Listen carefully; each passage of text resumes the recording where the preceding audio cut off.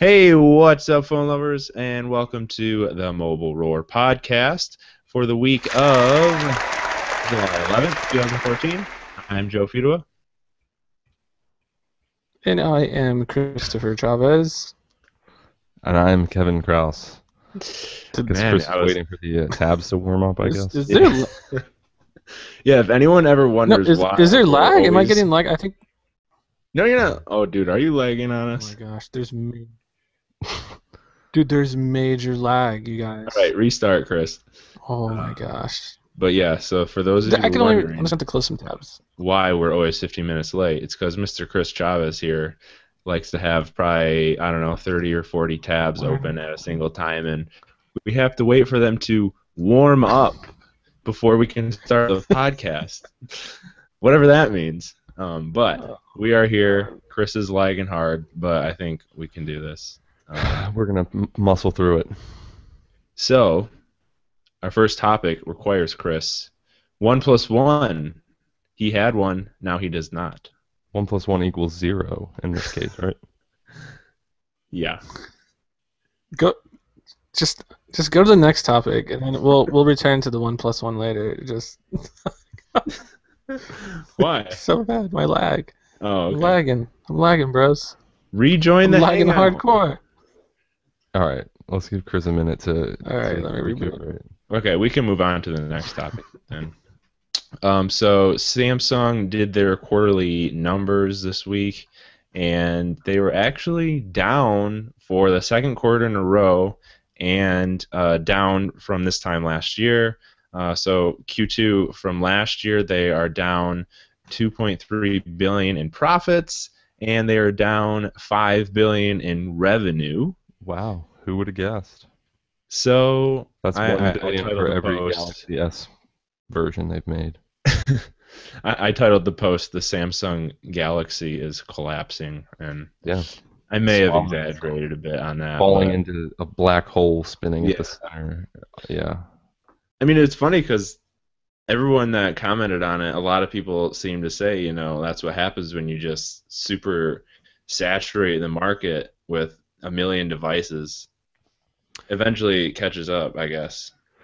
Yeah, I mean, what did you expect? I didn't expect it to start happening this soon. If this is truly a sign of things to come, I mean, it's definitely not a standalone incident, but if it's a sign of the way things are going, who knows if it's going to persist like this. But, I mean, yeah, they kind of are shooting themselves in the foot with really, at this point, 3 years in a row where they really haven't done much, especially in terms of the flagship, the Galaxy S flagship phone. Like Yeah. it's peaked in popularity, but I don't think that they've been keeping up in terms of innovating and redesigning and bringing out something that's fresh and exciting. So, I mean, I guess you can only spend all your efforts bashing Apple so much before people start to realize that your phones aren't maybe the best out there. I don't know. Yeah, a lot of people in the comments said that the last time Samsung really did a lot of innovation and on their phones was the S2, and Yep. I have to agree with that. Yeah, I mean they've all basically been an updated version of the S2 the last few years.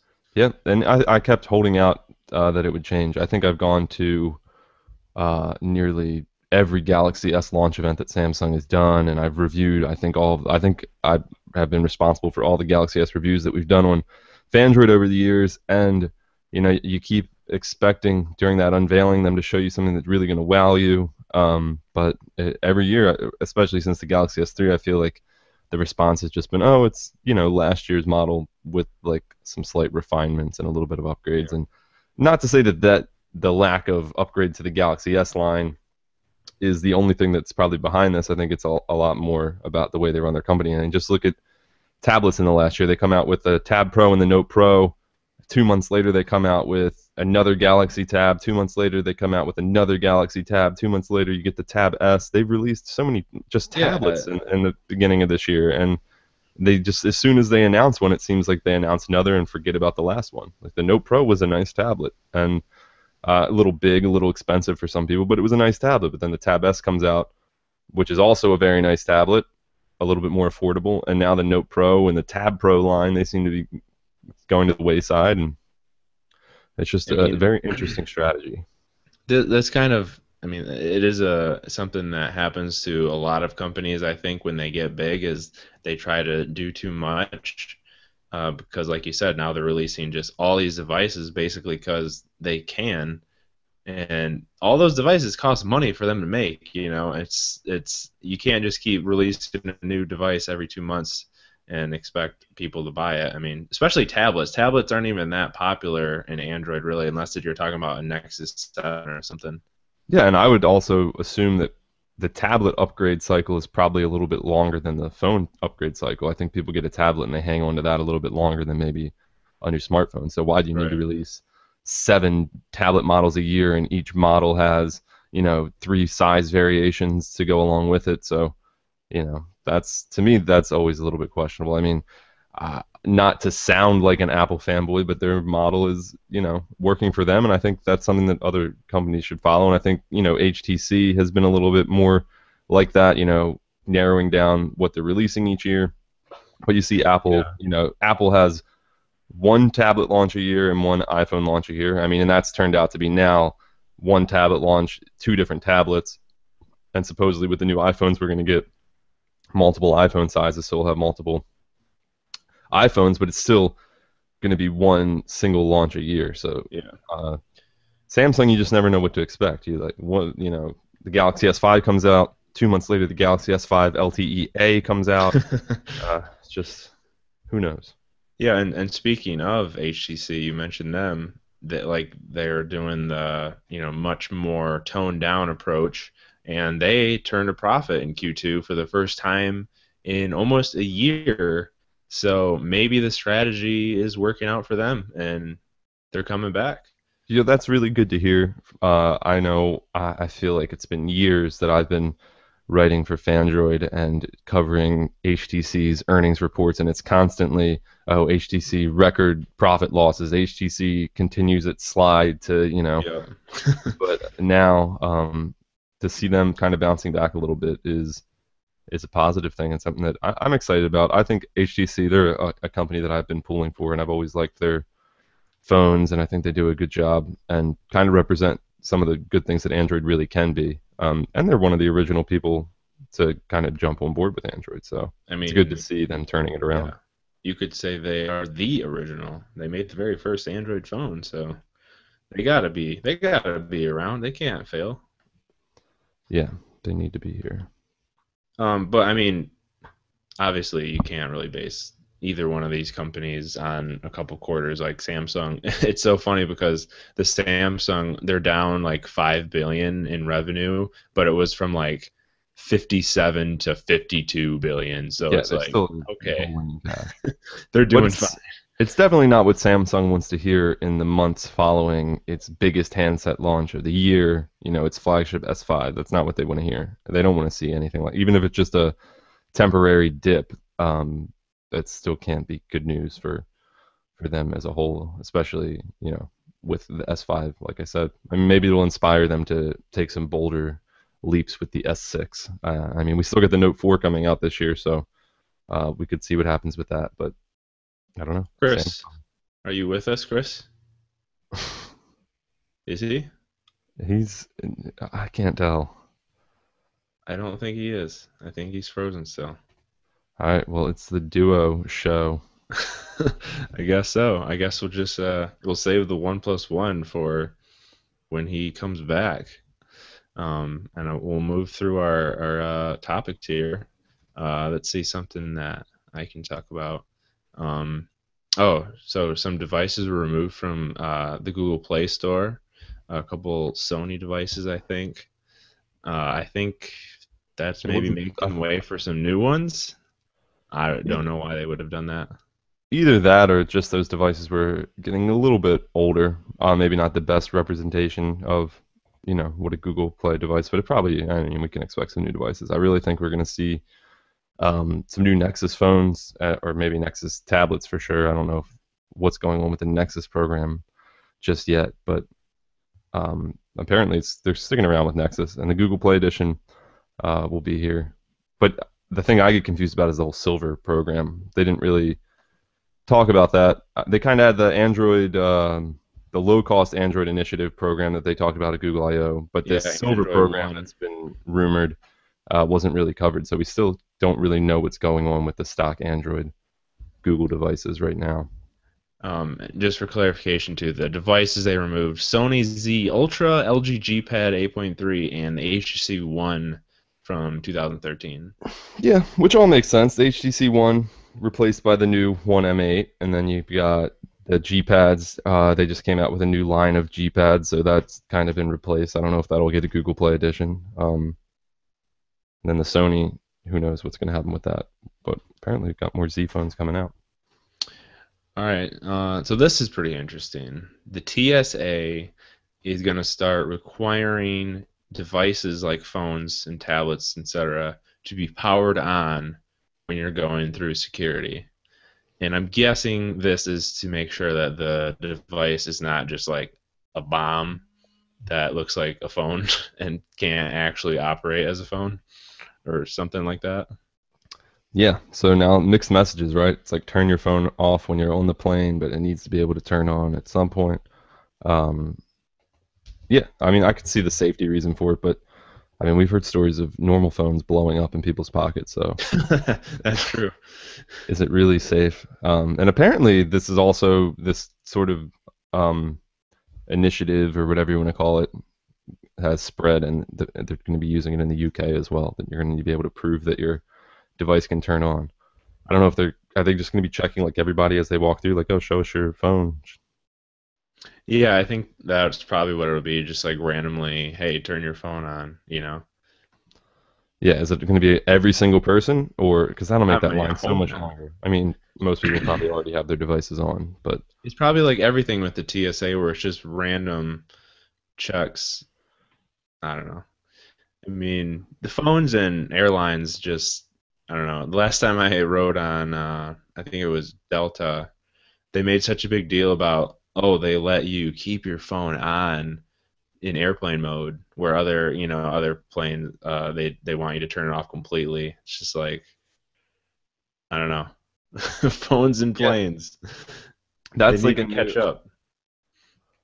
Yeah, that's. I think it's like a new regulations. They've lifted some of the restrictions on actually being able to use your phone in flight in airplane mode, or I guess you don't have to turn them off completely during takeoff, because I guess you could always have them on when you're in flight. Um, I confess to usually never turning my phone off during flight, so you Oh know. yeah, heck yeah. I But mean, I mean, everybody. I'll even leave like the cellular radios on and everything. Oh really? Yeah. I mean, I just mean, I because would it's always new. just put Yeah. it in airplane mode and leave it on, but Yeah, usually I just forget. I mean, I feel pretty confident that if my phone cellular radio is on and it's probably safe and not going to take out the whole flight and send it plummeting into the ocean or something. So, don't. There's really no point in having cellular data and you know any kind of connection at that altitude above the Earth anyway. You're not getting. You're not going to have access to your connectivity, so it yeah. doesn't really matter. But All right, so I'm moving right along because Chris is having some internet problems he has informed us of, so we are gonna just keep waiting for him to hopefully join us Chris. soon. But GoGo Gadget Android Wear. So this is pretty cool. Rob Jackson, our head honcho, discovered this while he was testing a bunch of Google Now Easter eggs, because there's these Easter eggs that you can do with like Android phones. You say, uh, "Okay, Google, do a barrel roll," and like it'll spin around, and there's all this fun stuff you can do. And he was just trying to see which ones worked on Android Wear, because Android Wear uses Google Now for all that stuff, and a lot of them actually don't work. You would think they would all just act the exact same way, but a lot of them don't work. But one of the ones that does is you can launch apps by saying "Go Go Gadget" and then the app name. So you could say like, let's say you have the compass installed on your watch. You could say "Go Go Gadget Compass" and it would open. I think it's pretty neat, Yeah, it's just cool. because it's a watch. It is cool. I kind of am interested to see in the video that Rob did. He opens up like the Google Now interface first and does it. I think it'd be much cooler if you could just say directly to the watch, "Go Go Gadget," Right. app. I don't know if that works or not. I guess Well, the what full. you'd have to say, okay, Google, go Gadget. Yeah. And it's just taking a little bit longer. Okay, Google, go get, and that's kind of hard to say. Say that 10 times fast. Okay, Okay, Google, Google. go get it. Okay. You So can't tell me to say something fast and not expect me to do it. yeah, yeah. We'll say coolest cooler 1,000 times. Spoiler alert. But yeah, if you have a phone, you can just try this out yourself too. If you're listening, just open up Google now and say "Go Gadget" Twitter or whatever, and it works. Which is It's pretty cool. I like it. I wish it came with the theme song along with it. bum, ba-da-ba-dum, bum, bum, bum, bum, bum. I was looking up Wikipedia, Google, or Inspector Gadget today because I was trying to find out if he had like a watch that he wore in the show that could turn into stuff. But actually, his He like did. I don't know sidekick or companion or whatever you want to call it, the little girl Penny. Yeah, I guess she had yeah. a watch That's that could cool. do stuff. A G Watch or a Gear Live? I don't know. I don't know. Yeah. Do you remember that the live action Matthew Broderick Yes. Inspector Gadget movie? I should watch that again. Yeah. I can't remember if that was really good or terrible That because was that's usually what a Matthew Broderick movie is. Yeah. Well, I think everything after Ferris Bueller is really a gamble. Yeah, because it's like Ferris Bueller's Day Off, Godzilla. Yeah, that was like the Matthew Broderick heyday Oh when he was man, Godzilla, Inspector Gadget. he was not Godzilla, Kevin. He was in Godzilla. He Like, did not play in Godzilla. No, I'm not saying he was Godzilla. So that you never know. Maybe he was like the motion actor for Godzilla. All right, so yes, as Kevin alluded to, cool coolers are cool, and this one is the coolest cool cooler. And it keeps stuff cool. So there's a Kickstarter, and it's called. This is the brand name, Coolest Cooler. It says Coolest right on the side of the cooler. This guy actually tried to do a Kickstarter for this thing like in December, and it did not get funded. So he kind of revised it and came back again, and he calls it a cooler for the 21st century. So this thing, it's got a blender on the top. It's got a waterproof Bluetooth speaker. You can charge your phone with USB charging. It's got like LED lights, so when you open the lid in the dark, you can see inside. It's got wheels. It's got all this cool stuff, and it's like $165 right now if you want to back it to get the thing. But I think it's pretty neat. I don't know. What did you do differently this time that managed to get it funded?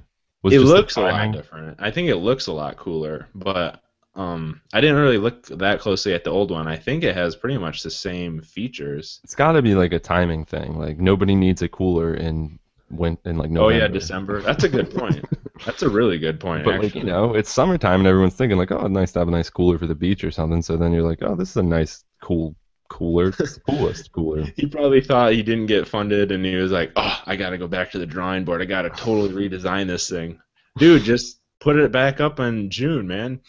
But it would have made more sense to buy it in like the fall so that you would actually have it for the summer because these Kickstarter things you'll be waiting. By the time you get this cooler, it'll be January next year, and you'll have no use for the cooler at the time. But it looks nice. I think one of my favorite features of this cooler that I was looking at it that you don't see in many coolers, or at least I don't because I'm not like an avid cooler shopper or collector. I don't so. But it's got a little divider in the inside section. This is totally non-technology related. You just can, so you can keep like ice. Yes, but Kevin, that's not just a divider, you know. Oh, what is it? It's also a cutting board. Oh, well, that's what he says. Yeah.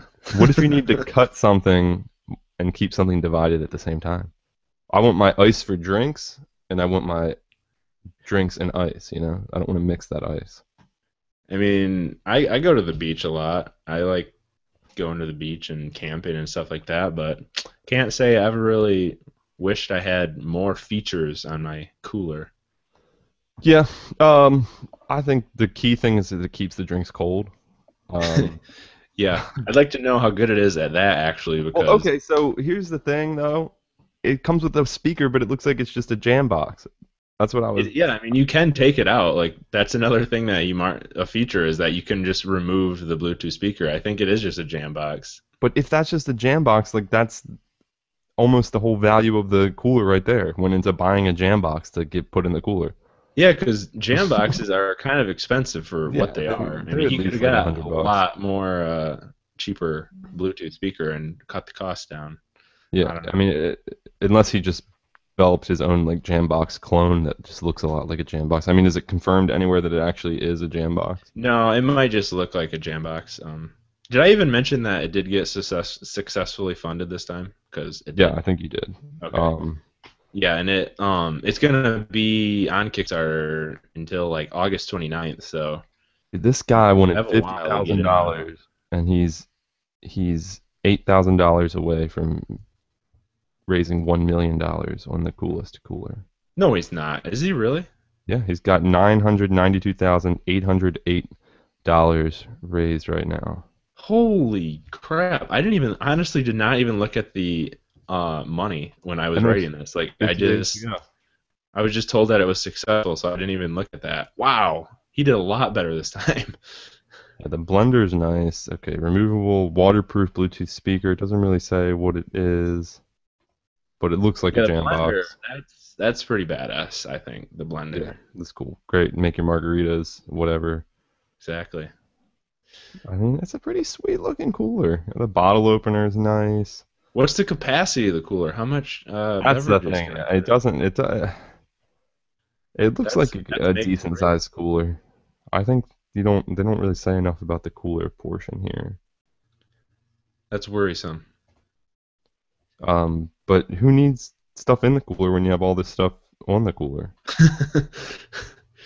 Pretty You cool. could just buy a Bluetooth speaker and blender, you know.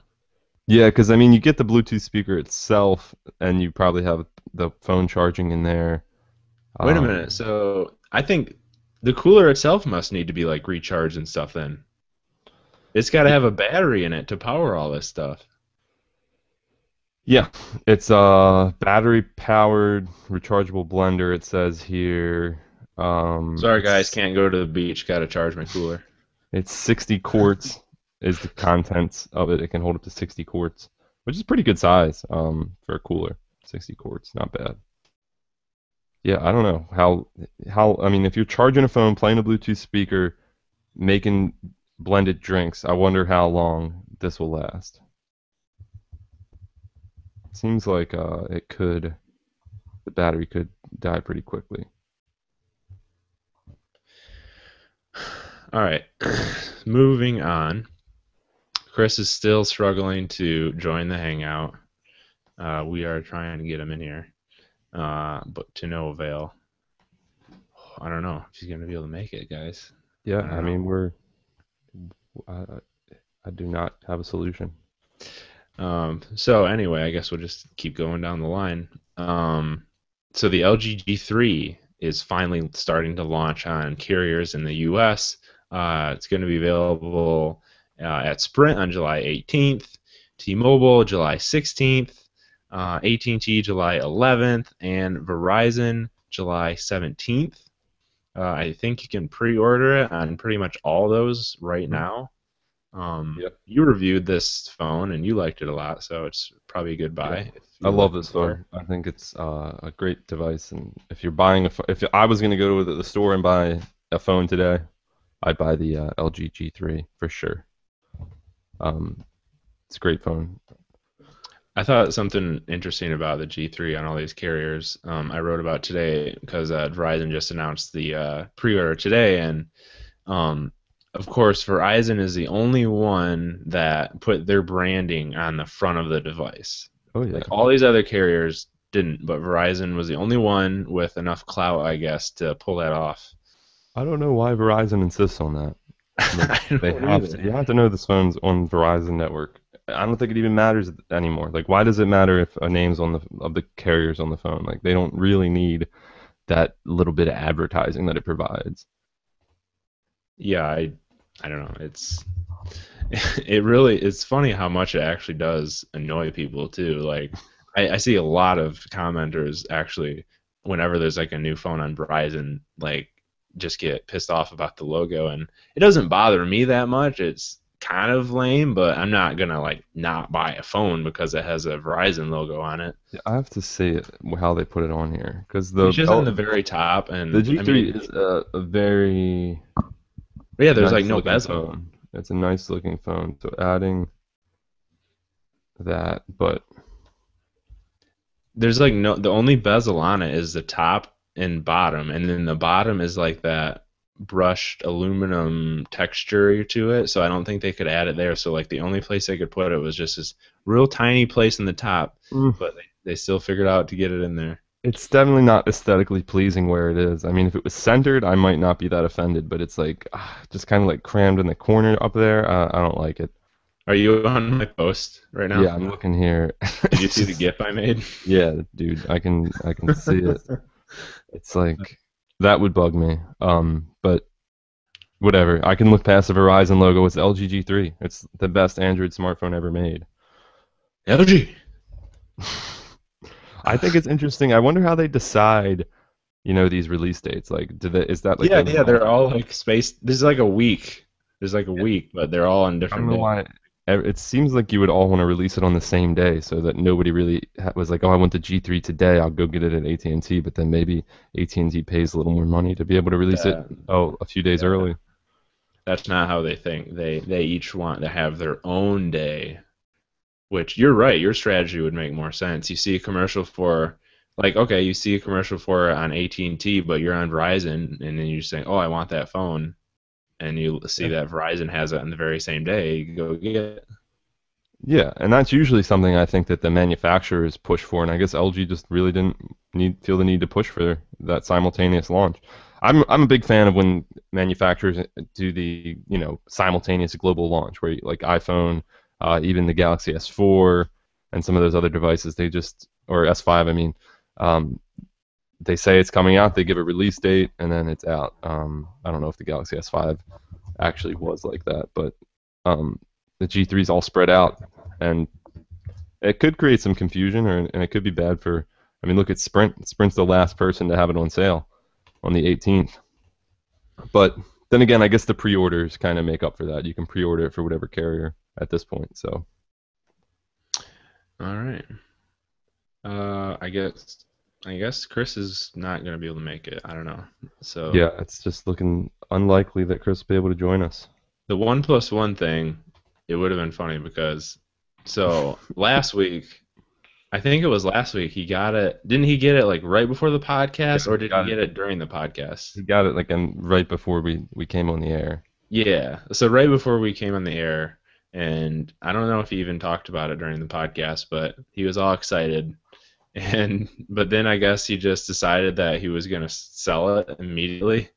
I don't think he like even did much about it. I know he posted a video on Instagram. He's like 15-second review. It's too big, which is basically the reason why he didn't like it. So he like got it and then sold it within a week, wherein there's like thousands of people who are like clamoring to get this thing. Well, that's one more person that got a chance to get it, I guess. He made a pretty penny on it. He what the heck? Getting a call from Phandroid. Yeah, I wouldn't answer that. How is Phandroid calling me? All right, so we'll just move on to our wins and fails of the week, and then if Chris shows up, he can talk to us a little bit about it and whatever. So Kevin, start us off.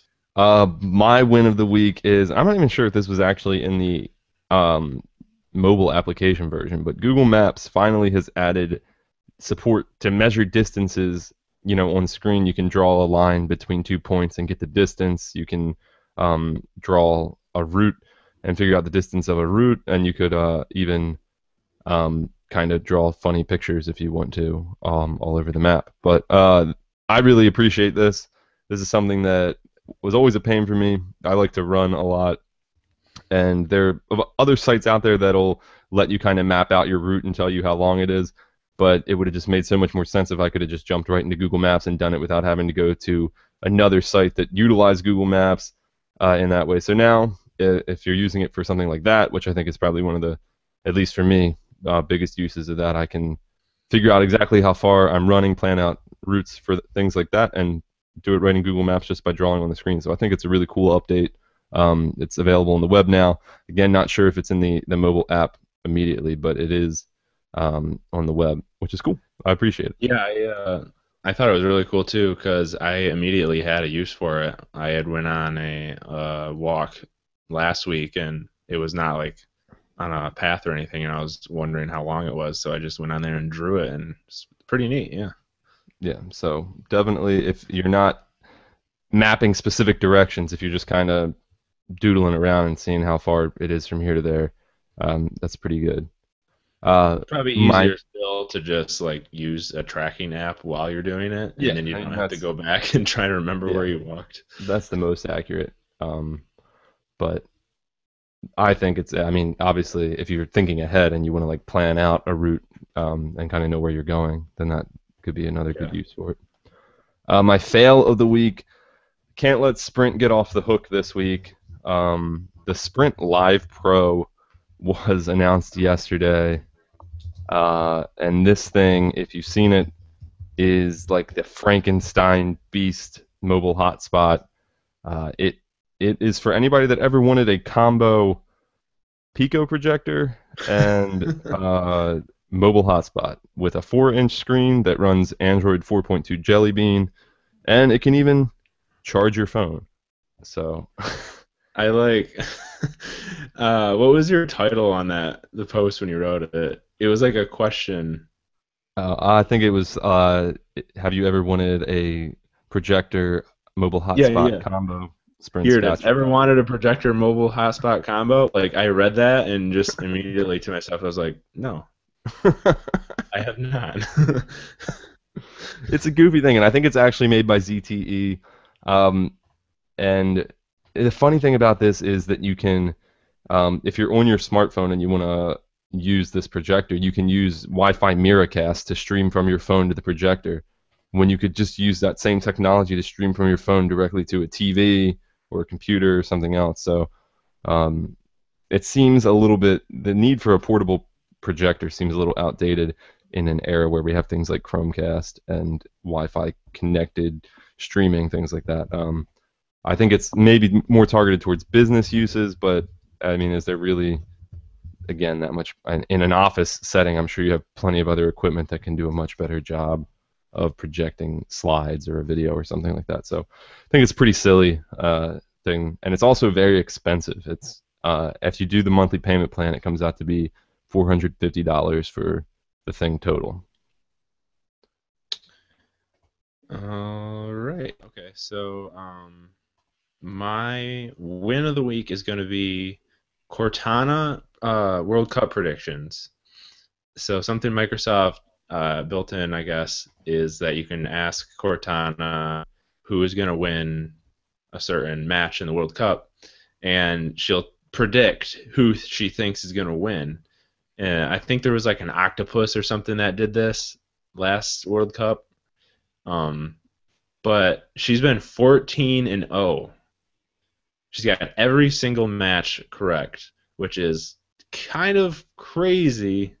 I mean, I don't know what she's basing it off of, what information, but Does she give the same prediction to anyone who asks the question, or is it like a random prediction? yeah, it's the same prediction. Anyone that asks will get the same answer.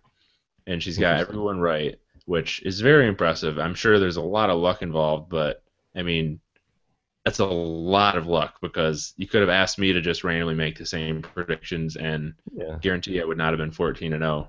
Well, I'm sure they're probably crunching like the Vegas odds and certain other information. Actually, and I don't think it's completely just a random guess. They probably have some kind of data fed in to I give mean, her. it's still pretty random because if you're like betting on this stuff, you're trying to find all the odds and you're trying to find all the valuable information and this and that, and you don't really hear many people going undefeated on their picks and stuff.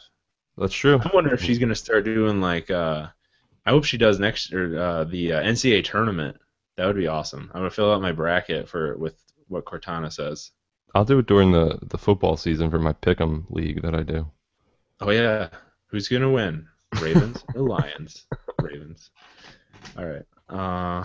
So My fail is a game called Flopsy Droid, and That doesn't sound pleasant.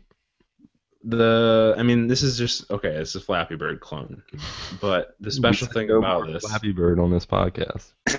I know. It's for Android Wear, and this is like the second game ever for Android Wear, and it's a damn Flappy Bird clone. So you can sit there on your watch, tapping the screen, making the little floppy droid go through the pipes. It's just like I hate that Flappy Bird is so popular. It's just like inevitable that the Yeah. first game, of course, it's a Flappy Bird clone. Well, did Flappy Bird return yet? Wasn't that supposed to be coming back Yeah, you're right. That is with like supposed to be coming back. multiplayer and stuff? Can you imagine? Oh my gosh. Multiplayer floppy droid on my Android Wear watch. Yeah, sounds like the future.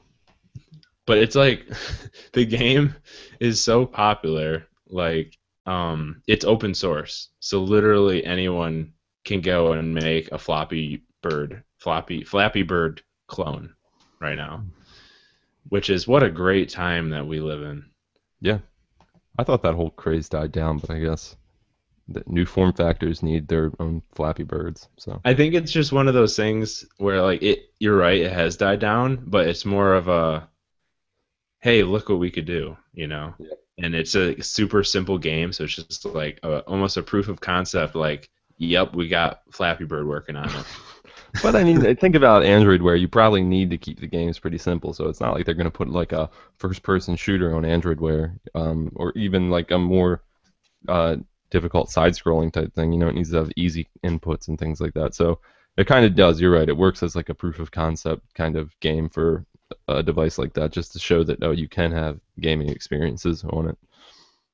And that's actually, I was gonna have a second part of my fail, like you were saying. You know, a game has to be simple for Android Wear, and that's kind of been annoying me. I seen a lot, and I know this is kind of a very Android thing to do, but Android Wear is supposed to be so simple, and a lot of like hackers and stuff, and all the ROMing people and Android are trying to make these watches do so much more than what they're meant for. Like, there's this app now where you can get any widget, like any widget that you could put on your Android phone, you can make it show up on your watch. And of course, these widgets are not meant to be on watches. It makes no sense. It's just. Did you expect anything less though? Oh, and I know it's a very Android thing to do. I understand that, but it's like, can we just let these watches be what they are and not try to get like next people are going to be getting like home screen launchers on it and stuff, so they can have like an app drawer and all this. Well, I saw something today. I think they did some kind of new build of, I don't know if it's Android Wear or just Android in general, but someone made a much more full-featured kind of ROM available for Android Wear devices. I think you can get that. Yeah, the G Watch has a ROM now. It didn't really add much. It just kind of improved battery life and performance. But yeah, I mean, I'm sure it's only a matter of time before you're gonna have Android L like in its entirety on Android Wear. And I know, like, yeah, that's Android. People do that, and that itself is kind of like a proof of concept type thing too. Like, hey, a new Android thing has arrived. Let's try to do this to it. But I feel like I can sense Google is just like, stop. We tried to make this simple. You guys don't understand. It's not what this is meant for. That just proves that people aren't ready for smartwatches yet, because they want it to be something that it's not. Or maybe I mean, in this case, it might not be that they actually want it to be something that it's just a challenge. You know, it's something that people do to mess around with it, see what they can build. So. All right, so should we run through Chris here? Is not going to be able to join us. Looks like he's like blocked from the Hangout somehow. I don't know. That's my fail of the week. I'm retroactively making that my fail. That is a fail of the week. I mean, I've tried to invite him like a million times, and it says he's not allowed to join for some reason. I don't understand. But yeah, I guess we should run through his wins and fails. All right. Take it, I guess. I'll take the win. Okay. Chris's win is the Sony Xperia Z1 Compact, which is now available in the U.S. So I'm sure he has his own reasons. Chris likes Sony phones. Oh, this is Although good. it's like one of those phones that Chris always really likes the way the Sony phones look, but it's one of those things, kind of like the OnePlus One, where he'll get it and for like 5 minutes and be like, I don't really like it. That's my Are you prediction opening on the floor for Chris bashing since he's not here right now? it. No, I'm just trying to say my response to what Chris would have said about the Xperia Z1 Compact. It's So, so dope, but I'm not buying it. I'm No, not, that I is a don't, cool phone. It's like it's small, but yeah, it's really powerful, which you can't really find a lot of yeah, it's cool. devices like that. We saw it at CES, and I think that was Sony's goal with it. Was normally you see like the mini phones, and they're always kind of dumbed down versions, and they were saying that with the compact phone, the point is not that it's dumbed down, just that it is literally more compact. It's Right. smaller. So the Z1 Compact is like, more like a traditional Z1. Of course, they quickly followed it up with the Z2, and now we're hearing the Z3 Compact could be coming out as soon as IFA in September. So, it's probably seriously outdated already that it's just available in the US, but it's a cool phone. I like it. It's nice for a smaller handset. It's not even that small. It's like iPhone size. So this dude Chill Word says on YouTube, Phandroid, I have a question. All right, well, leave a comment and ask, and we'll try to answer it. So he has like 3 fails listed here. Android L keyboard pull from the Play Store, and that one, I guess, like I didn't know this, but I guess it's technically illegal, or I don't know, just frowned upon by Google. Like they've actually said this. You are not supposed to port things from like the Android L developer preview. Yeah, So I mean, someone took the keyboard from there and put it in the Play Store, and Google removed it because you're not supposed to do that. well, I'm surprised it took them that long to remove it. I mean, wouldn't have expected anything else because, I mean, basically this person uploaded an app that wasn't their original work at all, so they're, s- I mean, not profiting from it, I don't think, but they're, taking Google's work and putting it up as their own work. I think the actual section in the developer agreement that it covered had something to do with accessing Google services without permission or something. And since it's basically the official Google keyboard, I guess it accesses Yeah. Google servers to do, the voice predictions or keyboard predictions, whatever. Yeah, it's that too. But like there is fine print on the Android L website or somewhere that says like you're not allowed to upload things Yeah. from this to the Play Store. So his other fail is robbers stealing $6 million worth of Samsung products from Samsung's own warehouse. And you can add that to the 5 billion in revenue that they've lost. Oh snap! Does anyone call them robbers anymore? Like, Robbers, is this cops and robbers on the playground or what? Robbers. burglars, thieves. And then his last one. Wait, no, he has two more. Two more. ISIS, the mobile payment company, is rebranding themselves because the ISIS like militant group.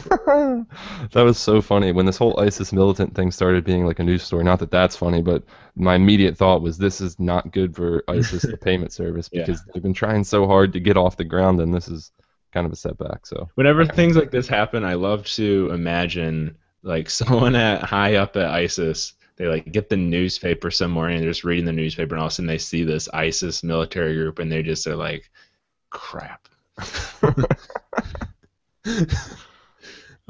Let's change the name, boys. And lastly, Avast finding nudes on factory reset smartphones. So the mobile security, well, not just mobile, the security company in general, Avast, they bought a bunch of phones off of like Craigslist or eBay, one of the two, from people, just like normal people selling them, that had supposedly done the factory reset like we all do when we sell a device, and they were able to still find stuff on it.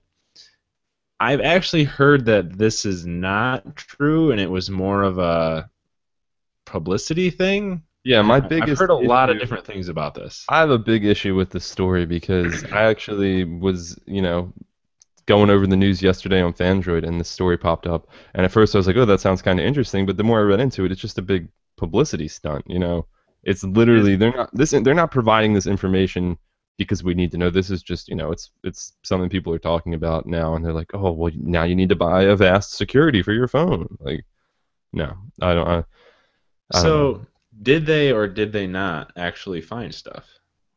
I'm not sure. They said that what I read said that they determined that it was possible that stuff could be buried in your phone and recovered. But that's kind of like all storage medium. Like Yeah. if you wipe your hard drive, the FBI can find your hard drive and like recover stuff on it that you didn't think they could. It depends on do you have the tools, the time, the knowledge to do it. So I don't think Breaking the average. news. I don't think the average person buying a phone on Craigslist is going to recover your, photos Right. that you thought you deleted. Breaking news. It's possible that aliens can land on Earth. Yeah. Well. More at 11. Okay, so now we can do our app picks. App picks. All right. Chris just said see chat. I don't know which chat I'm supposed to see. All right, so ignoring that for now. My app pick of the week is Capo Touch. This is for iPhone and iPad. It is a app that can be used to take songs that are in your iTunes library. So any song you have on your computer, it's available for Mac also. If you have it on your computer iTunes library, your phone iPhone library, iTunes library on your phone, you can take that song, import it into Capo.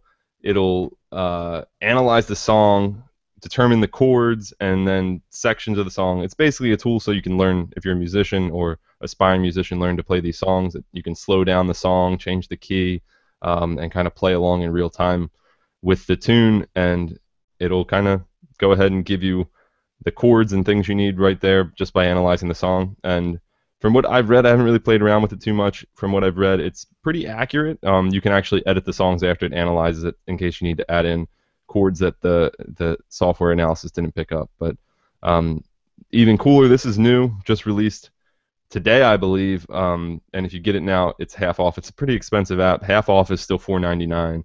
So, but that's better than what would be about, I guess, $8.99, $7.99, $10. Chris said that they actually found a bunch of pictures of dudes, penises, and half-naked women. So, I don't know. I guess they did find stuff. Well, that's unfortunate. But, I mean, they probably could have been, like, phones that didn't get wiped correctly. And, Avast is just using that to be like, hey, you should install this because, Yeah, I mean, I just long ago accepted that if I'm using an internet-connected device to take naked pictures of myself or someone else, that there's a more than small chance that they could end up on the internet or in someone else's possession. So that's just kind of the risk you take when you want to send a dick pic to somebody, All right, my app pick of the week is going back to my Windows Phone roots here, Microsoft Video Tuner. This is a video editing app that Microsoft released for Windows Phone 8.1, I think. And I like this because I actually was trying to edit a video on Android not that long ago. It was my honeymoon. I took a video while whale watching, and I was going to edit it. And while I was like sitting in the airport, and I could not find any half-decent video editing apps for Android. So it's awesome that Windows Phone has a good video editing app from Microsoft themselves, because I think like every OS needs one. I know iPhone has iMovie, right? Yeah, iPhone has iMovie. Which it is does pretty great. good job. I thought that Android though introduced like some standard, like OS standard video editing stuff like several versions ago. Oh yeah, It's not very good. Honeycomb tablets came with one, but it was never came to discontinued. smartphones. Oh, that's And right. actually, like most of the video editing apps that I found were, I don't know if they were based. I don't know if like Google open sourced the code for that app or what, but they all were very similar to that one, but just like with different skins, and they all worked like crap. Yeah, that's unfortunate. All right, Chris's app pick is a game called Leo's Fortune, and I don't know anything about this game. Me either. I've never heard of it. So. It probably sucks. No, Chris was all excited about it when it launched because he was the one that wrote about it. So I guess if you like games, you should probably go check this out. Let's check it Chris out. was excited about it. He says it's critically acclaimed. So if that's important to This you. is interesting. It says that the game was created by the guy that makes the music videos for OK Go. You know, that band that does No all the way. crazy music videos. So that's interesting. It says it's a platform adventure game. But then something else describes it as a Rube Goldberg machine. Oh no, Leo's Fortune had a Rube Goldberg machine. Okay, the game wasn't created by this guy. The guy that does the OK Go music videos created the trailer for this game with the Rube Oh. Goldberg machine. Chris says says that's it's got perfect. perfect reviews from everyone. What do you mean perfect? Like every single person. Well, it's right here. Touch Arcade 5 out of 5. Call of Mac 5 out of 5. That's 365 crazy. Gaming 10 out of 10. Yeah. I'm gonna play it and give it 4 out of 5. I kind of enjoy this Chris only being able to communicate with us in text, and we can just like say whatever we want. It's pretty fun. Yeah, this should be every week.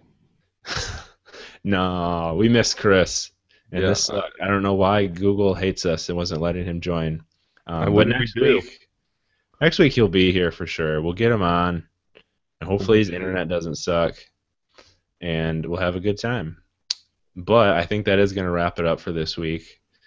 You can send us an email, podcast@mobileroar.com. You can subscribe to the audio version, Stitcher Radio, iTunes, Windows Phone. Please give us a review if you subscribe to us on those places. That helps us out a lot. And also send us some tweets. Chris is at GamerCore, and you guys better send him a bunch of tweets about failing hard and not being on this podcast this Yeah, week. if anybody has advice on how to limit the number of open tabs in your browser, or I think he might need to go to like Tabs Anonymous or something. He's got an addiction to If tabs. you have any good recommendations for support groups, Chris could use a few of those. Kevin is on Twitter also. He's at You Don't Know Kev, and I am at Tall Schmo. And we'll be back next week, hopefully, plus Chris, and we'll talk about more mobile news. So see you guys. See ya.